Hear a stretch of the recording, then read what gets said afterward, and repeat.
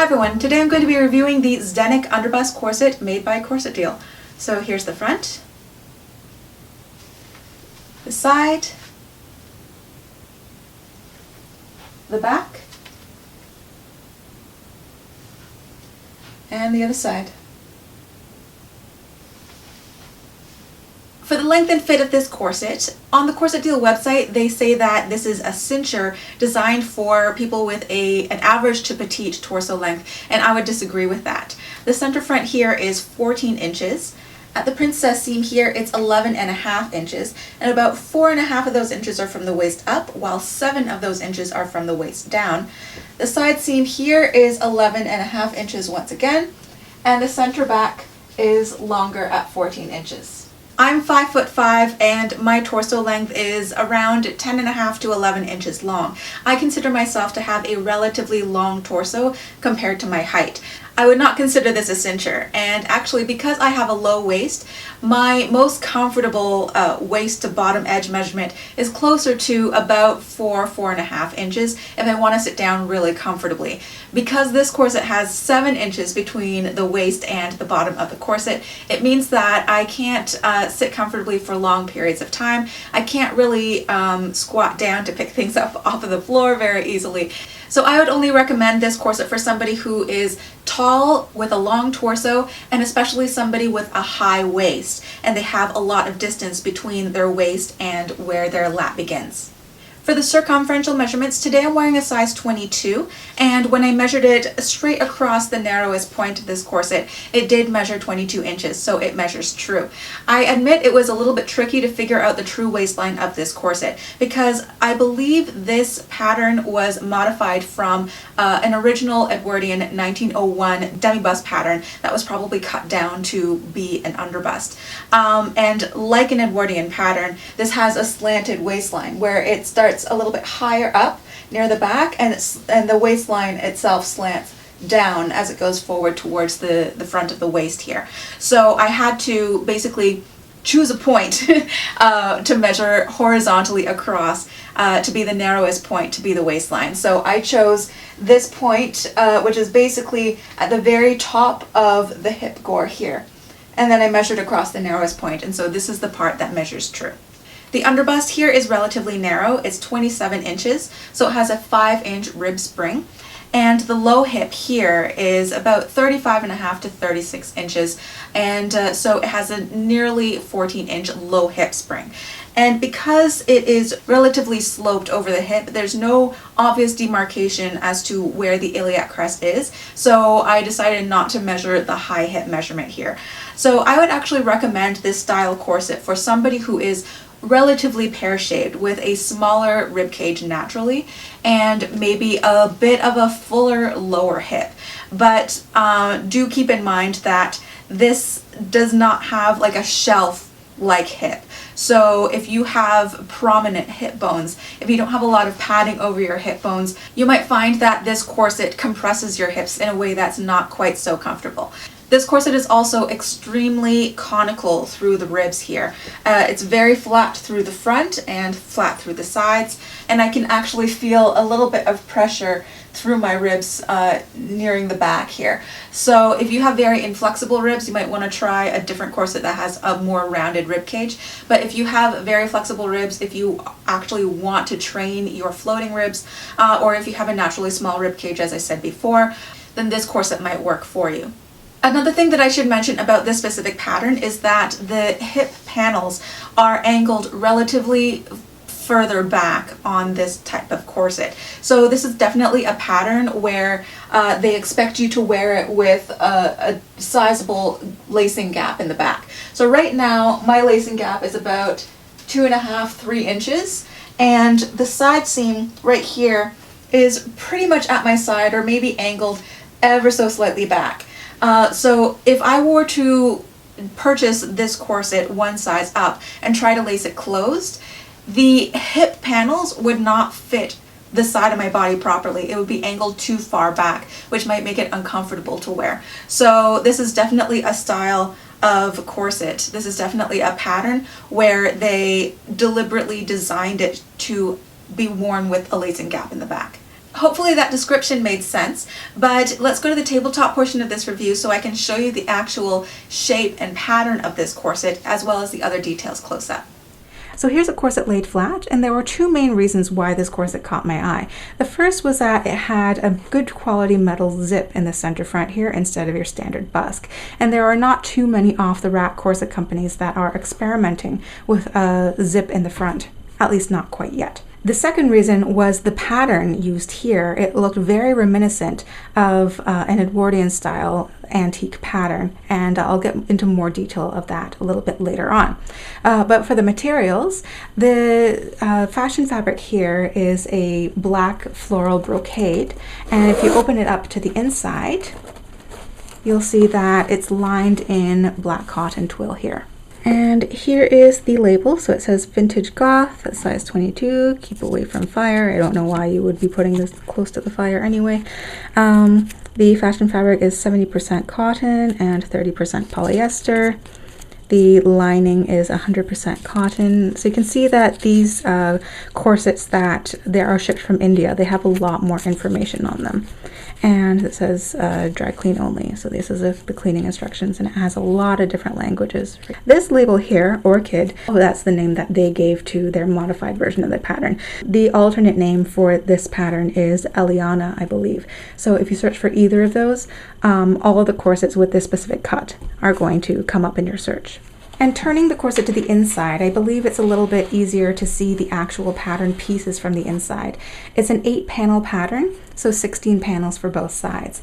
Here's panel 1. Panel 2 is a little bit shorter. It's more of a gore.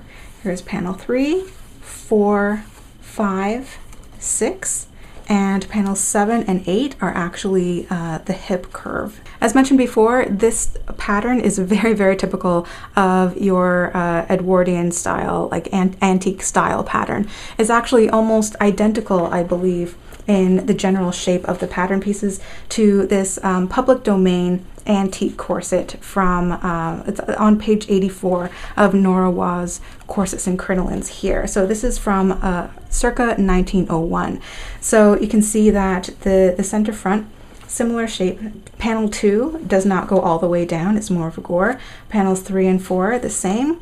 Panel 5, it has this little seam here that's made to fit that hip panel, which you see there. And panel 6 is the center back, again with a little bit of a cutout to fit this other hip panel right there. The only part that they changed was that they took out the center front tabs here that are supposed to be for the garters. They might have shortened it a little bit here, and obviously they cut it down in the front so that it fits more like an underbust instead of a demi-bust or overbust. And they possibly also had tweaked the measurements of the rib spring and hip spring, because I did not measure the proportions of the antique pattern in this book.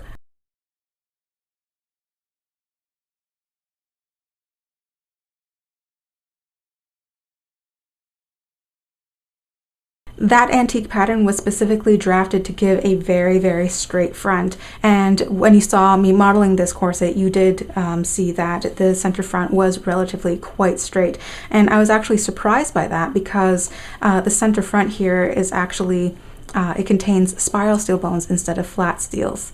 And moving on for the construction, I believe this was constructed using the sandwich method. It makes the most sense considering the fact that the bones actually cross through the seam lines themselves. So with the sandwich method, they took the fashion fabric and assembled all of it together.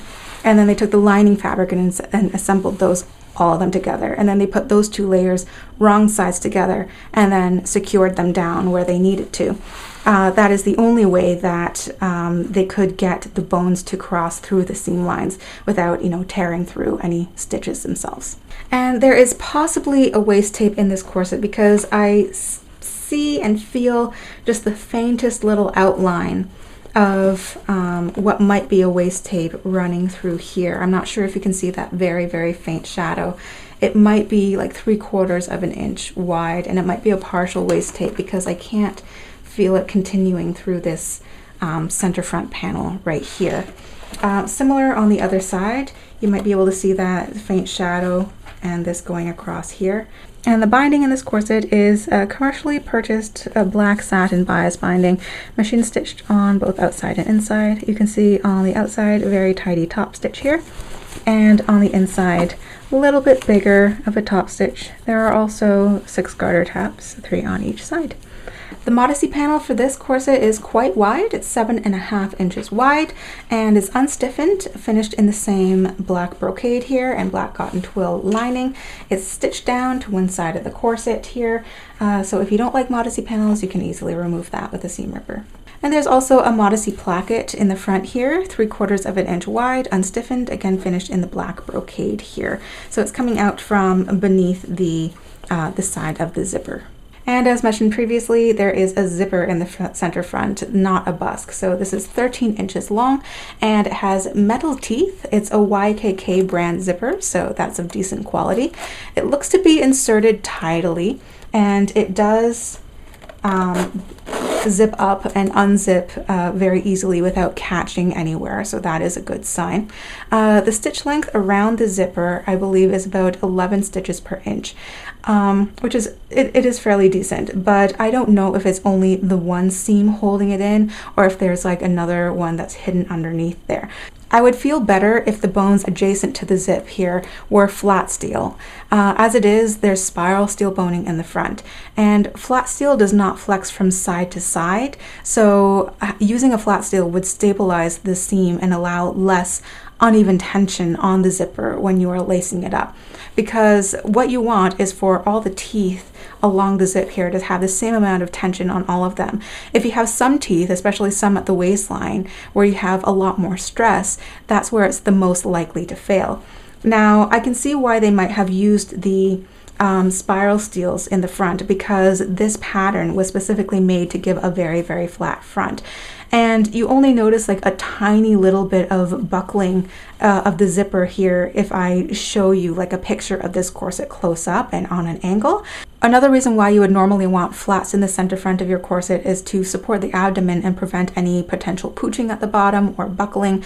But because this corset pattern was specifically designed to give such a flat front, and because you know the buckling in the front was not a huge amount, that's probably why they thought that it wasn't particularly crucial to put flats beside the zipper here. But for the longevity of the zipper, I would still feel more comfortable if they did put flat steels in the front. So if I plan to keep this corset in my collection, I will probably in the future replace these spirals on the side of the zipper with flat steels.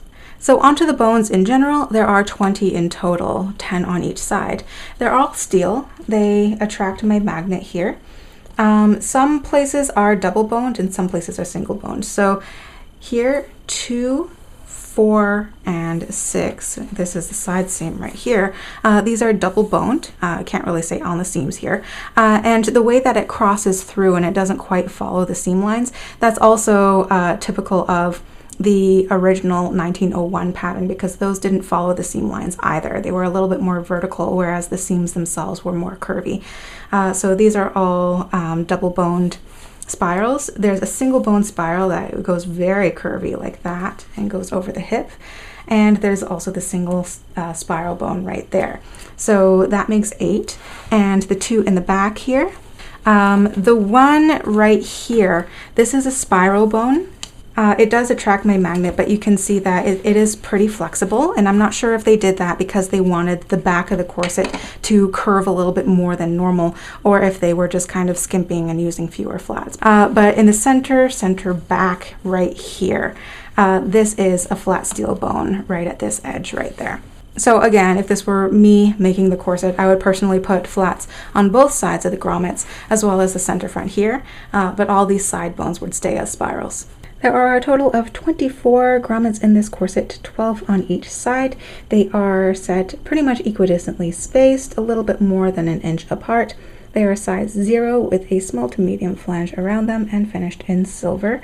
Unfortunately, these grommets right at the waistline here, they do seem to be shifting a bit. You can see the damage to the brocade around the grommet here. It's because, as I said in my review for the Corset Deal corset that came from Nepal, those bones on that corset were much closer sandwiched together to the grommet itself, and there was very little bending or twisting or distortion of the bones around the grommet.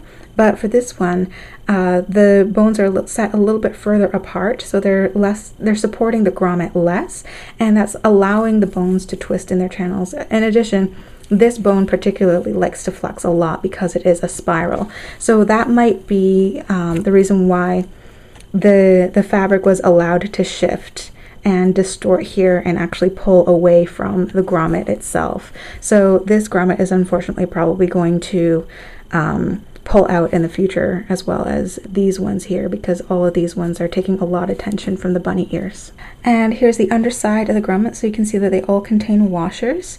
You can see that they're rolled in a similar fashion compared to the fan lacing corset that I had reviewed previously as well. And the ones at the top and the bottom seem to be holding in fairly well.